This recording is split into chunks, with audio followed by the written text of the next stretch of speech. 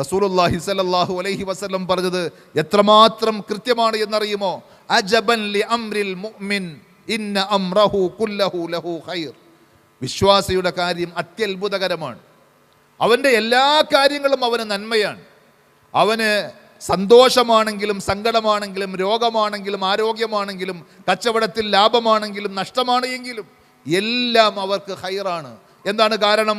അയാൾ ആഗ്രഹിച്ചതുപോലെ ഒരു നല്ല കാര്യം സംഭവിച്ചാൽ അയാൾ അതിൽ മതിമറന്ന് ആഹ്ലാദിക്കുകയും ഞാനാണ് എല്ലാം എന്ന രീതിയിൽ അഹങ്കരിക്കുകയുമല്ല ചെയ്യുക.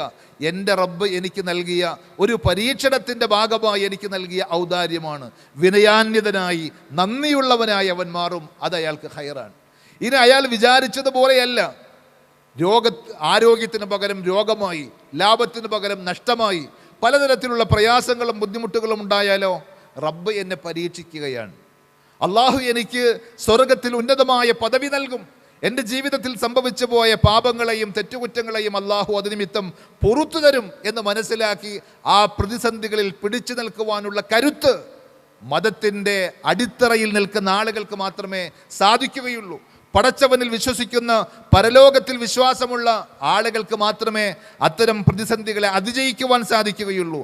അതുകൊണ്ടാണ് ലോകത്ത് നാസ്തികരുടെ കൂട്ടത്തിൽ പ്രശസ്തരായ താത്വികരും വിപ്ലവകാരികളുമായിട്ടുള്ള ആളുകളുടെ അടക്കം ജീവിതം പരിശോധിച്ചാൽ അവർക്ക് ബാധിച്ച രോഗത്തിൻ്റെ അവസ്ഥയെക്കുറിച്ച് ഓർത്തുകൊണ്ട് ആത്മഹത്യക്ക് വേണ്ടി കൊതിക്കുകയും അതിനുവേണ്ടി സഹോദരങ്ങൾക്ക് കുറിപ്പെഴുതുകയും ഒക്കെ ചെയ്ത നിരവധി ആളുകളുടെ ജീവചരിത്രം നമുക്ക് വായിക്കുവാൻ സാധിക്കും.